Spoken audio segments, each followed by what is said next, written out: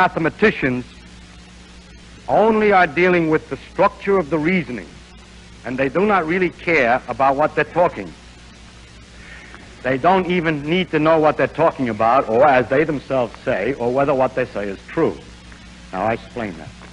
If you state the axioms, you say such and such is so, and such and such is so, and such is so, what then?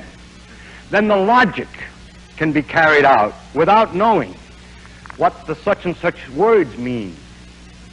In other words, mathematicians prepare abstract reasoning that's ready to be used if you will only have a set of axioms about the real world. But the physicist has meaning to all the phrases. And there's a very important thing that a lot of people who study physics that come from mathematics don't appreciate. The physics is not mathematics, and mathematics is not physics.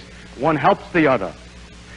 But you have to have some understanding of the connection of the words with the real world. And this is a problem which is not a problem of mathematics at all. Mathematicians also like to make their reasoning as general as possible. If you say, I have a three-dimensional space, ordinary space, I want to talk about ordinary space. You know, you're in it and you measure distances and there are three numbers you need to tell where something is. You go breadth, width, and height. Three-dimensional space, and you begin to ask them about theorems. Then they say, now look, if you had a space of n dimensions, then here are the theorems. Well, I say, yeah, but I only want the case 3. Well, substitute n equals 3. And then it turns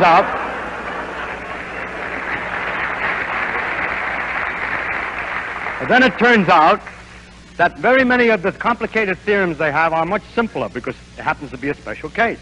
Now, the physicist is always interested in a special case. He's never interested in the general case. He's talking about something.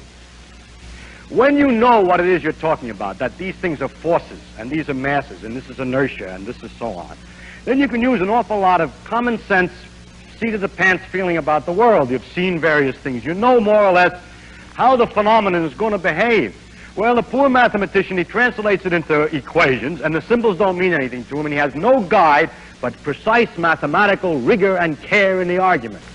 The mathematical rigor of great precision is not very useful in the physics, nor is the modern attitude in mathematics to look at axioms.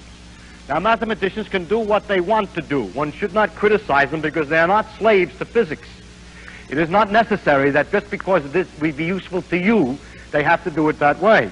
They can do what they will. It's their own job. And if you want something else, then you work it out yourself.